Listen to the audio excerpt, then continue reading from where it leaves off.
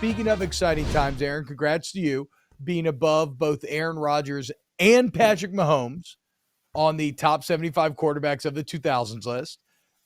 They're at number 43. It really is well-deserved. It is fantastic. But what this spawned is, instead of us arguing about what's wrong with the list, where to go different, instead, we have made our own personal top 10s, and we're going to go head-to-head, and then, chat, you can decide whose top 10 is more correct here. And then I got a couple stories if we have time at the end here. We got a bit of a hard cutoff today. I got some other stories we can maybe get to that I found to be vaguely interesting from the internet, if you will. So shout out, hit the like button, like and subscribe wherever you listen to podcasts.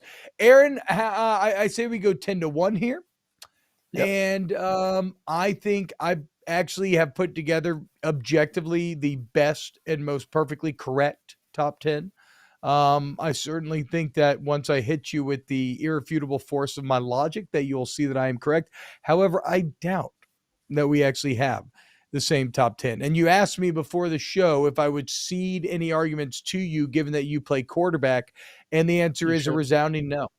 It's a resounding no, because the fact that you play quarterback is actually your biggest weakness in this discussion. You're too close to the case. If I was the police chief, I would have to take you off because you knew the victim too well. Like, you don't actually know. How about that? You can't evaluate quarterback play because you played it. So how can you be trusted, right? Yeah, you're going to be overly friendly to the mistakes. Exactly. So no, I will not be ceding to you, but I will let you start.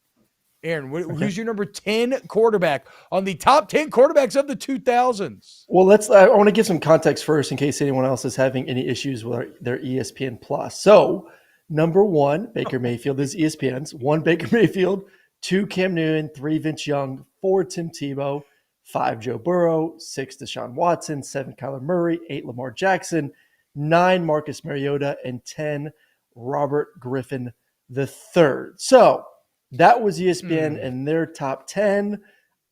With you, as I went through my top 10, I was like, man, whoever did this thing sucked, which I'm probably going to say the same thing about T-Bob's top 10 as well. All right, my number 10 in this list goes to the man out of Texas, one of my favorite quarterbacks growing up, one of the guys that got me to fall in love with Texas football, and one of the most winningest quarterbacks of all time, a guy that was an injury away from maybe winning a national championship, and that is Colt McCoy.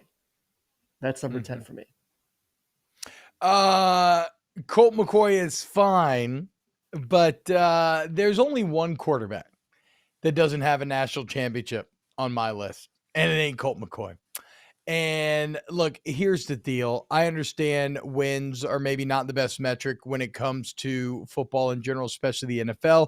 But in college, as we will see on this list, you can power your way to a championship. And so I'm not the biggest fan of ring culture, right? Like I've talked about it plenty on this show, but it is kind of the guideline under which we operate. And I feel like this list, when it gets into its top 10, it starts to skew so heavily into, okay, who just had the most gaudy numbers? But then you see, okay, everybody had gaudy numbers. And the problem is then you're negating guys who played in different eras. Like, there is no doubt number 10 on this list should be Eric Crouch, former Nebraska. How many other people on this top 75 list, Eric? How many other quarterbacks?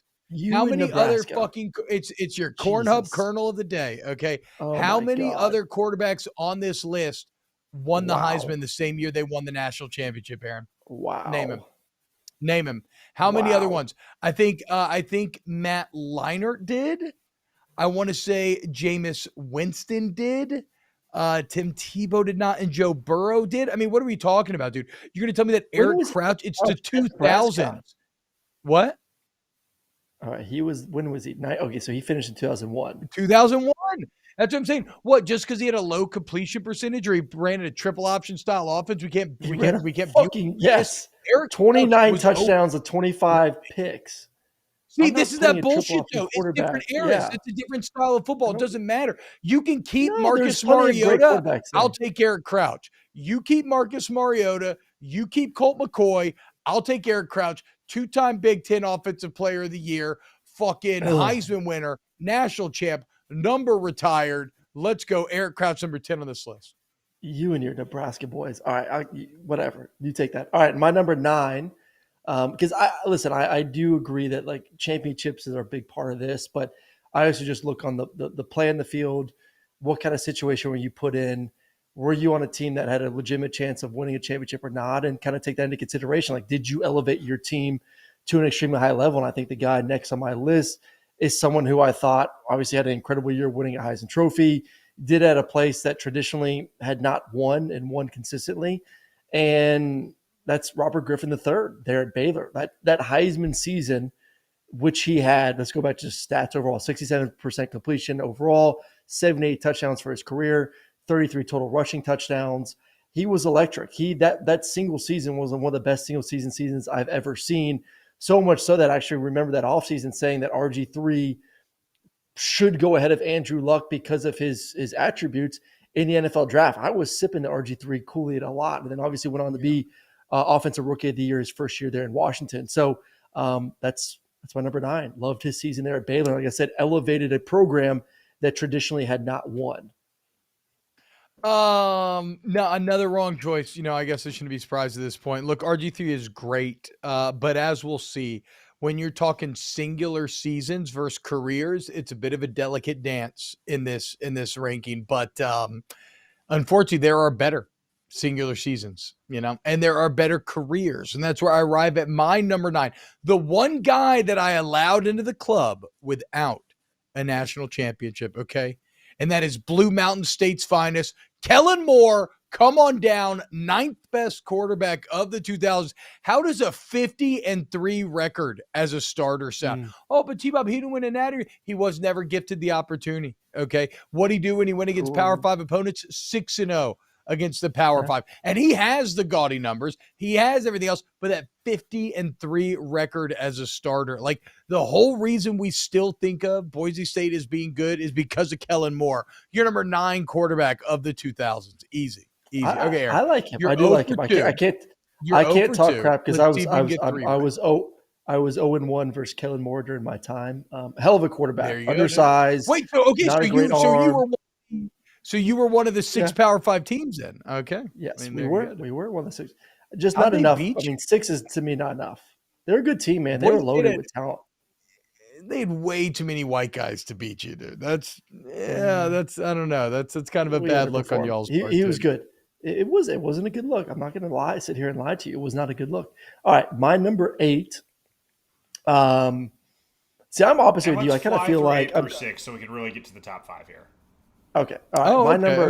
Relax. My number 8 is Deshaun Watson. Getting that natty for Dabo and getting that program to now where it is when it comes to quarterback wise. Great quarterback.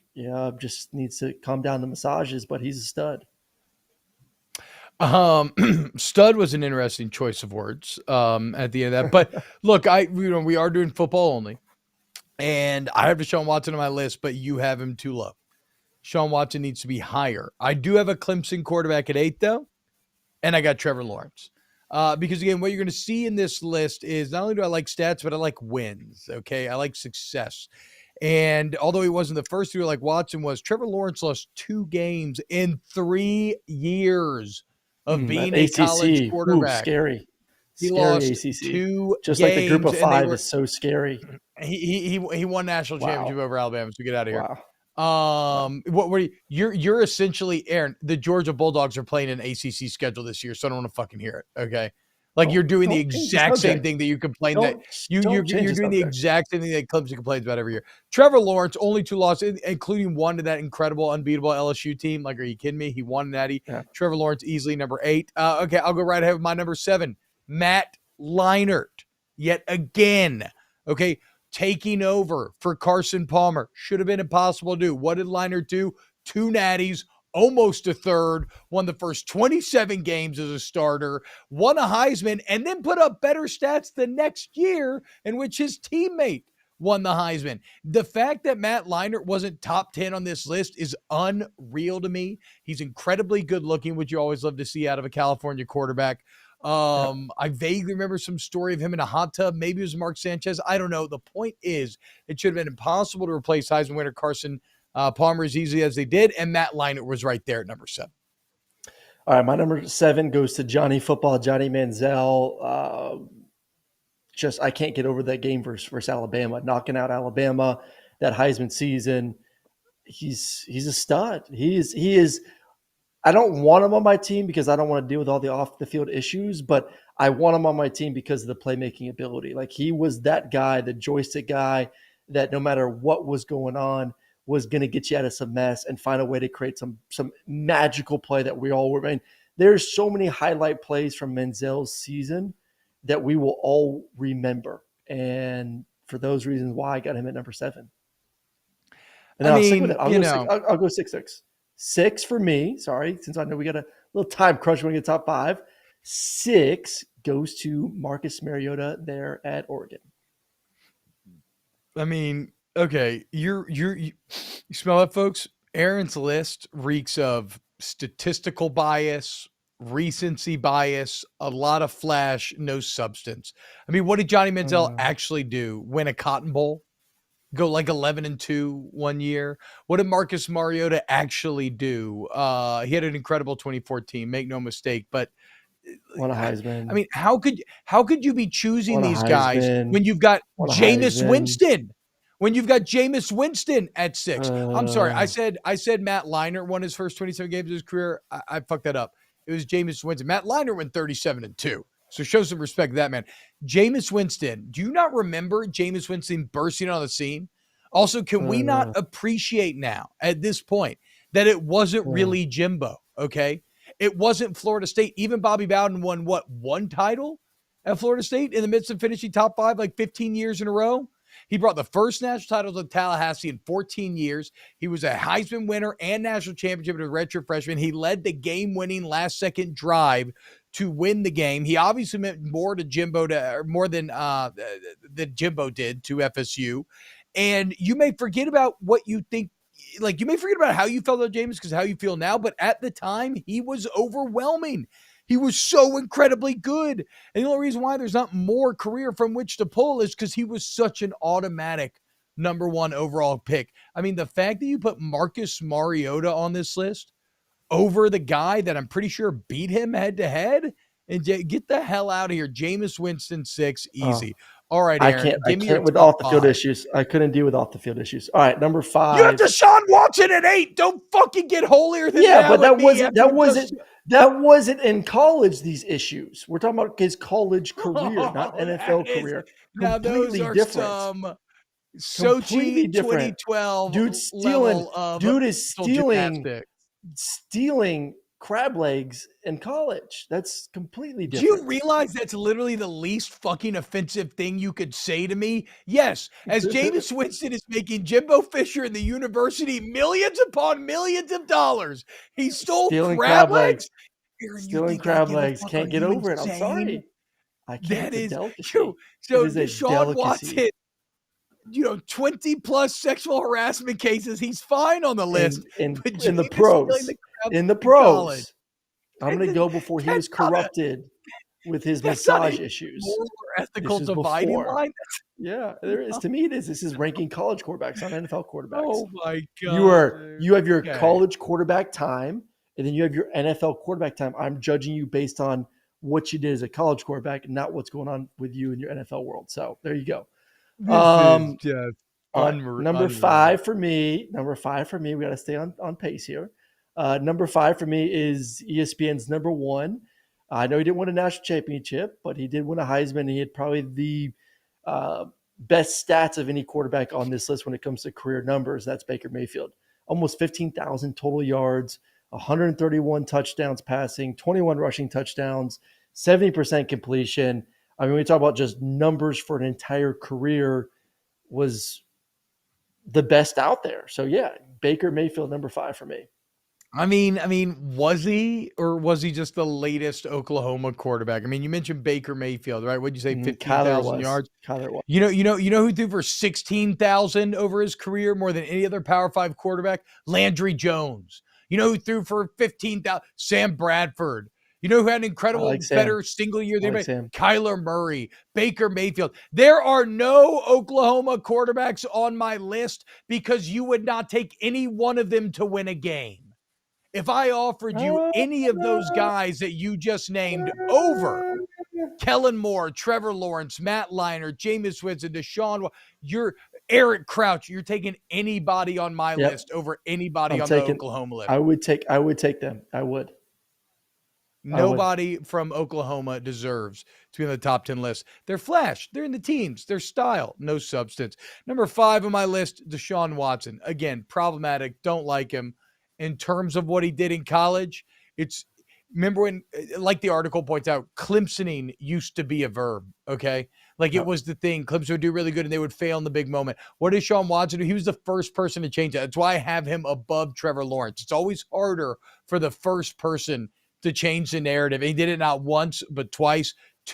Without Deshaun Watson, Alabama has 2 more national championships. Do any of us want to live in a world where Alabama has 2 more national championships? Hell no. So, and Deshaun Watson took over for great QBs. Like, it's not like, I mean, it was all, again, Clemson, the table.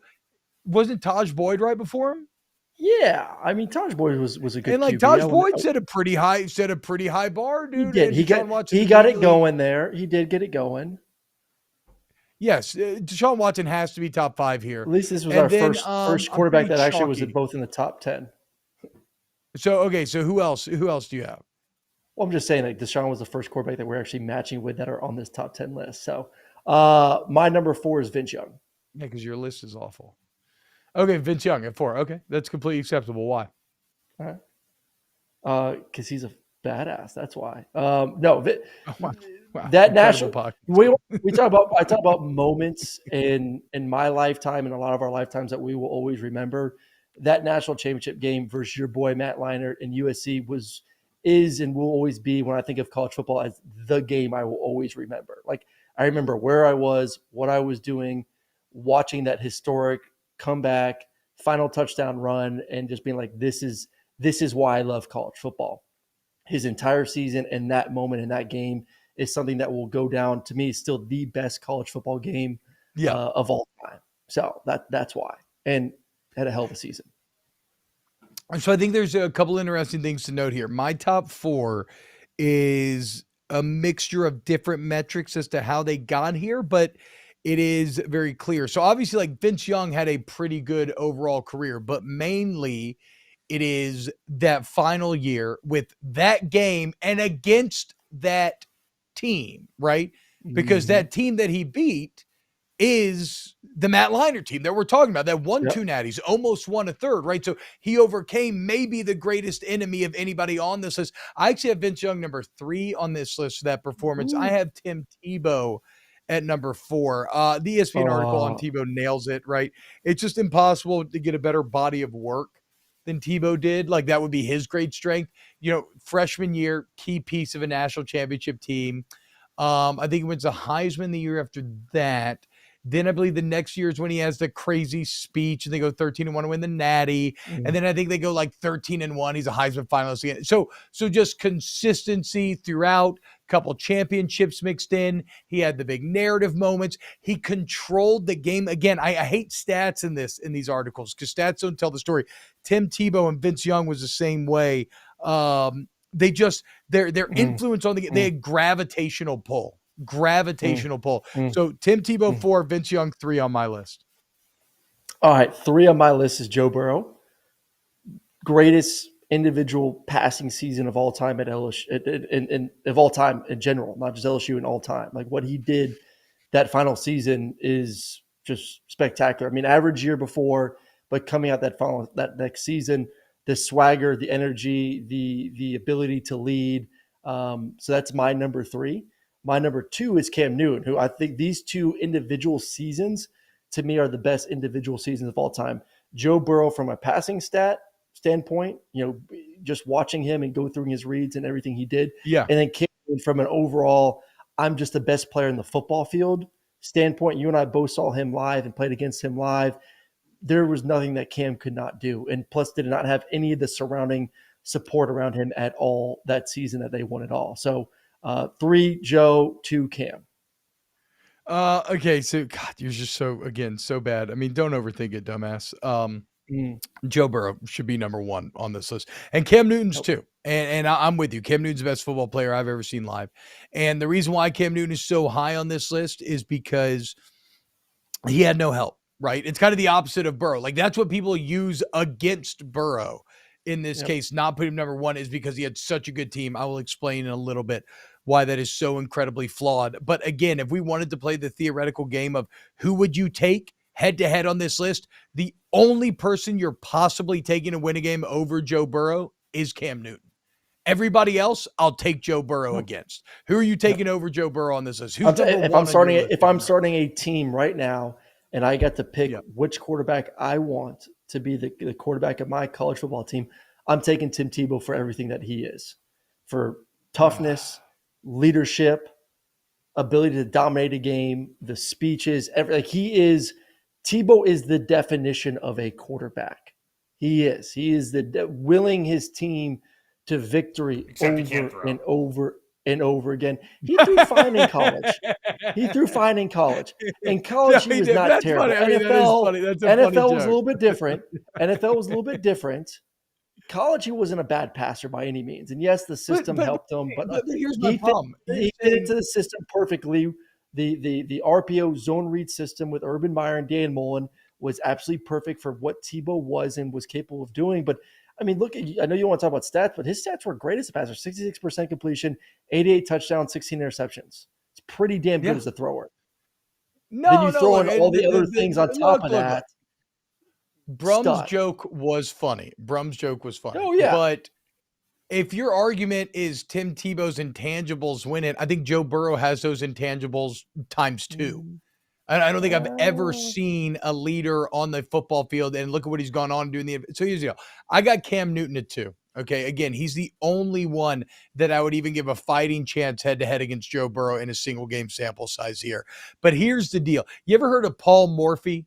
Aaron, the greatest chess player of all time, in my opinion, born in New Orleans, lived during the 1860s. Obviously, if Paul Morphy were to play experts today, he'd get his ass kicked because these grandmasters now have computers, all these things to rely on. How do we judge people from different eras? How did you perform relative to your peers? Okay. And the bottom line is there is nobody on this list that had the outlier year like Joe Burrow did. Well over 4,000 yards, 60 touchdowns through the air, 6 picks. Are you kidding me? Ran for 5 more touchdowns, 15-0, perfect season. Okay, you know what? Look, give Vince Young credit. He overcame those USC teams. You know what Joe Burrow overcame? Yeah. That incredible 2019 Alabama team with Tua Tagovailoa and all those other pros all over the field. That Clemson team with Trevor Lawrence, which just once again just sleptwalked their way to a national championship game, was actually winning by 10. They ran into that Georgia team that was so good. They fucking smashed everyone. It wasn't even It's a great season. And so I get that he had more help than Cam Newton did, but that ain't his fault. And they still outperformed everybody by such a wide gap. It is easily, Joe Burrow is easily, and it's not even close, the best quarterback of the 2000s. Number 3. There it is. Number 3. Hey,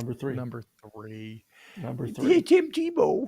Tim, come in the Players Lounge, Tim. I want to ask you about. I love me some Tim.